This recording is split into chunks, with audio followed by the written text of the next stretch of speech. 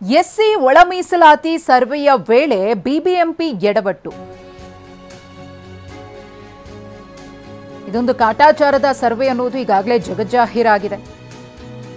ಒಳ ಮೀಸಲಾತಿ ಸಮೀಕ್ಷೆ ಹೆಸರಿನಲ್ಲಿ ಲಕ್ಷ ದುಂದುವೆಚ್ಚ. ಟಿವಿ9ನಲ್ಲಿ ಸಮೀಕ್ಷೆ ಖರ್ಚು ವೆಚ್ಚದ ಎಕ್ಸ್ಕ್ಲೂಸಿವ್ ಮಾಹಿತಿ. ಸರ್ವೆ ಹೆಸರಿನಲ್ಲಿ ಬಿಬಿಎಂಪಿ ಸಿಬ್ಬಂದಿ ಕಳ್ಳಾಟವಾಡಿರುವುದು ಬಟಾಬಯಲಾಗಿದೆ. ಬೇಕಾಬಿಟ್ಟಿ ಸರ್ವೆ ಮಾಡಿ ಮನೆಗೆ ಸ್ಟಿಕ್ಕರ್ ಅಂಟಿಸಿ ಕಳ್ಳಾಟ ಆಡ್ತಾ ಇದ್ದಾರೆ. ಸ್ಟಿಕ್ಕರ್ ಅಂಟಿಸೋದಕ್ಕೆ ಬರೋಬ್ಬರಿ 3,60,00,000 ರೂಪಾಯಿಯನ್ನ ವ್ಯಯಿಸಿದ್ದಾರೆ. ಇಲ್ಲಿ ಪ್ರತಿ ಮನೆಗೆ ಸ್ಟಿಕ್ಕರ್ ಅಂಟಿಸೋಕೆ ತಲಾ ₹5 ನಿಗದಿ. ಒಟ್ಟು 35 ಲಕ್ಷ ಮನೆಗಳಿಗೆ ಸ್ಟಿಕ್ಕರ್ ಮುದ್ರಿಸಿರುವ ಬಿಬಿಎಂಪಿ ಒಂದು ಸ್ಟಿಕ್ಕರ್ ಮುದ್ರಣಕ್ಕೆ ₹2.70 ಖರ್ಚು. ಸೇವಾ ಶುಲ್ಕ 3,50,000, ಜಿಎಸ್ಟಿ 13.33 ಲಕ್ಷ. ಸ್ಟಿಕ್ಕರ್ಗೆ 86,73,000 ರೂಪಾಯಿ ಖರ್ಚು ಮಾಡಿದೆ ಪಾಲಿಕೆ. ಸರ್ವೆ ಜಾಗೃತಿ ಬೀದಿ ನಾಟಕಕ್ಕೆ 49.59 ಕೋಟಿಯನ್ನ ಖರ್ಚು ಮಾಡಿದ್ದಾರೆ. ಯಾವುದೇ ಮನೆ ಹತ್ರ ನೋಡಿ ಈ ರೀತಿಯಾಗಿ ಸ್ಟಿಕ್ಕರ್ ಅಂಟಿಸಿರ್ತಾರೆ.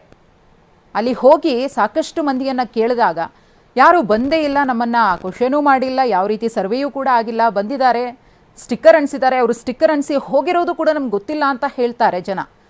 ಎಲ್ಲೆಲ್ಲಿ ಸಿಗುತ್ತೆ, ಎಲ್ಲೆಲ್ಲಿ ಮನೆ ಇದೆ, ಅಲ್ಲಿ ಜನ ಇದ್ದಾರೋ ಇಲ್ವೋ ಗೊತ್ತಿಲ್ಲ, ಸ್ಟಿಕ್ಕರ್ ಅಂಟಿಸಿ ಸೀದಾ ಹೋಗಿದ್ದಾರೆ. ಆ ಎಡವಟ್ಟಿನ ಬೆನ್ನಲ್ಲೇ ಮತ್ತೊಂದು ಎಡವಟ್ಟು, ಲಕ್ಷಾಂತರ ರೂಪಾಯಿ ದುಂದು ವೆಚ್ಚ ಆಗಿರುವುದು. ಸಮೀಕ್ಷೆ ಹೆಸರಿನಲ್ಲಿ ನೀರಿನಂತೆ ಹಣವನ್ನ ಸುರಿದಿದೆ ಪಾಲಿಕೆ. ಸಮೀಕ್ಷೆ ಜಾಗೃತಿ ಬೀದಿ ನಾಟಕಕ್ಕೆ 49.59 ಲಕ್ಷ ರೂಪಾಯಿ ಖರ್ಚು. 28 ವಿಧಾನಸಭಾ ಕ್ಷೇತ್ರದಲ್ಲಿ ಆಟೋ ಮೂಲಕ ಪ್ರಚಾರಕ್ಕೆ 7 ದಿನಕ್ಕೆ 11,07,000 ರೂಪಾಯಿಯನ್ನ ಪಾಲಿಕೆ ಖರ್ಚು ಮಾಡಿದೆ. 5 ಲಕ್ಷ ಭಿತ್ತಿಪತ್ರ ಮುದ್ರಣಕ್ಕೆ 5 ಲಕ್ಷ ರೂಪಾಯಿಯನ್ನ ಖರ್ಚು ಮಾಡಿದೆ. ಸಾಮಾಜಿಕ ಜಾಲತಾಣ ಯೂಟ್ಯೂಬ್ ಜಾಗೃತಿಗೆ 28 ಲಕ್ಷ ರೂಪಾಯಿ ಖರ್ಚು ಮಾಡಿದ್ದಾರೆ. 2 ಶಾರ್ಟ್ ಫಿಲ್ಮ್ ಮಾಡೋದಕ್ಕೆ 49.56 ಲಕ್ಷ ರೂಪಾಯಿ ವೆಚ್ಚ ಆಗಿದೆ. ಕೇವಲ 80 ಸೆಕೆಂಡ್ ವಿಡಿಯೋಗೆ ಲಕ್ಷ ರೂಪಾಯಿ ಸುರಿದಿದೆ ಪಾಲಿಕೆ. ಒಂದು ಕಡೆ ಕಾಟಾಚಾರದ ಸರ್ವೆ, ಮತ್ತೊಂದು ಕಡೆ ಲಕ್ಷ ವ್ಯಯಿಸಿ ಅದರಿಂದ ಏನೂ ಕೂಡ ಪ್ರಯೋಜನ ಇಲ್ಲ, ದುಂದು ವೆಚ್ಚವನ್ನ ಮಾಡಿದ್ದಾರೆ.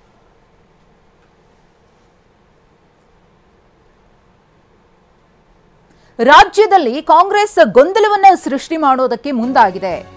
ಇದೇ ಸರ್ವೆ ವಿಚಾರವಾಗಿ ಆಕ್ರೋಶವನ್ನು ವ್ಯಕ್ತಪಡಿಸಿದ್ದಾರೆ ಮಾಜಿ ಸಿಎಂ ಸದಾನಂದ ಗೌಡ್ರು.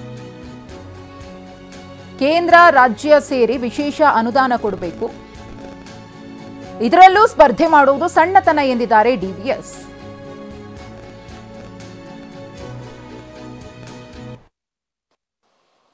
ಕಾಂಗ್ರೆಸ್ನ ಆಡಳಿತ, ಕಾಂಗ್ರೆಸ್ಸೇ ಈ ಗಣತಿಯೆಲ್ಲ ಮಾಡುವಂಥ ಪ್ರಯತ್ನಗಳನ್ನು ರಾಜ್ಯದಲ್ಲಿ ಮಾಡಿ ಈಗಾಗಲೇ 2-3 ಅಧಿಕಾರಿಗಳನ್ನು ಸಸ್ಪೆಂಡ್ ಮಾಡಿದ್ದೆ ಏನು ಗೊತ್ತಾಗ್ತದೆ ಅಂತ ಹೇಳಿದರೆ ಅವರ ಪ್ರಕ್ರಿಯೆಗಳು ಸರಿ ಇಲ್ಲ ಅಂತ ಹೇಳುವಂಥದ್ದಕ್ಕೆ ಅದೇ ಒಂದು ಉದಾಹರಣೆ.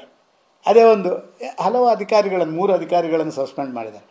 ಸರ್, ರಾಜ್ಯ ನಿಜವಾಗಿ ಜನರ ಹಿತಾಸಕ್ತಿ ಇದೆ ಅಂತ ಹೇಳಿದರೆ ಈಗಾಗಲೇ ಸೆಂಟ್ರಲ್ ಸೆನ್ಸಸ್ ಪ್ರಾರಂಭ ಮಾಡಬೇಕು ಅಂತ ದಿನಾಂಕಗಳು ಘೋಷಣೆಯಾಗಿದೆ ಮತ್ತು ಅದರಲ್ಲಿ ಎಲ್ಲ ರೀತಿಯ ಜನಗಣತಿಯನ್ನು ಆರ್ಥಿಕವಾಗಿ, ನಿಮ್ಮ ಸಾಮಾಜಿಕವಾಗಿ, ಬಾಕಿ ಎಲ್ಲವನ್ನ ಸೇರಿ ಮಾಡಬೇಕು ಅಂತ ಹೇಳುವಂಥ ತೀರ್ಮಾನಗಳನ್ನು ಮಾಡಿದ್ದಾರೆ.